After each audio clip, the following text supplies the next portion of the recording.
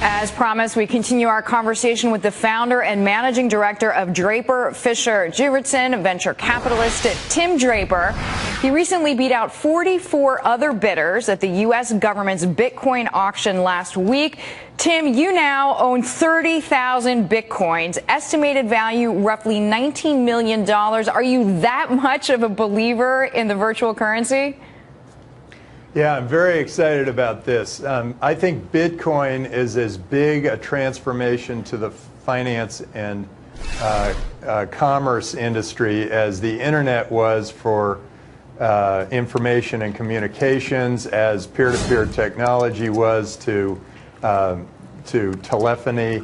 I think this is as big a change as any of those are, and I am very excited about Bitcoin and what it can do for the world.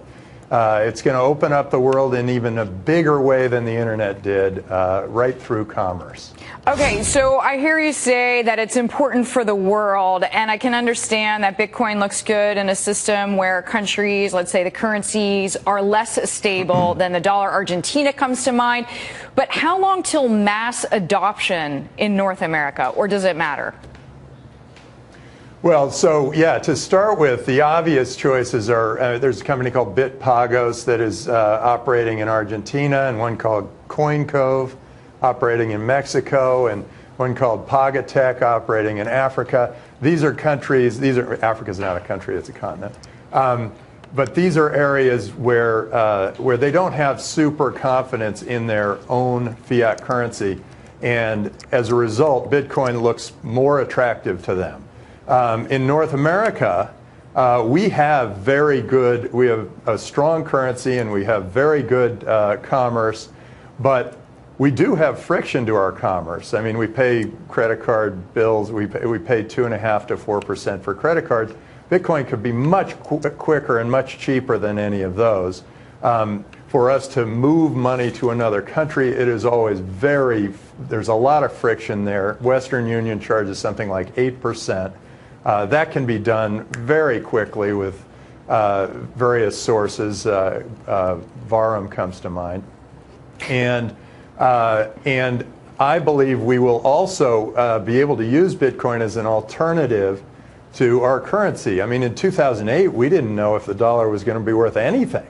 When the markets were crashing around us or whatever, I mean, Bitcoin was, if Bitcoin were here in 2008, which I don't think it was, it would be a stability source for our world economy. And so I think when you no longer have confidence in your own currency, that's a great opportunity to use Bitcoin. But although, as Tim, an investor, you need to be able to hedge.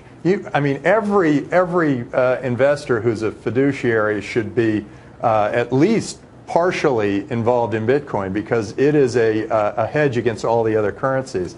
And all of us should try it. I mean, everybody should go out there and buy a Bitcoin, because you buy one Bitcoin and then go figure out how to spend it. You can spend it with Snapcard or wherever, and you can spend it on anything you want. You can go on Amazon or listen, eBay. I mean, there are premiums that people are willing to pay for controls on liquidity, controls on volatility. I mean, it has to be years away from mass adoption, at least in the U.S. I mean, I heard what you said about 2008, but I know that we had the buck being broken, et cetera. But I mean, there was no way that the U.S. government was going to let the entire system go down.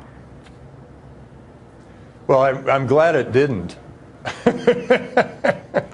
But I do believe that we've got a big opportunity here in Bitcoin. There are new technologies. There are smart contracts being built around Bitcoin. There's a whole ecosystem being built that's going to make commerce much easier, with much less friction, and safer, where you actually will have your Bitcoin account at BitMe is safer than your cash account in any of the investment banks. All right. Well, at the very least, I hear what you're saying. That is a diversification play at the very least. Tim Draper, we thank you always for your time. Venture capitalist joining us there.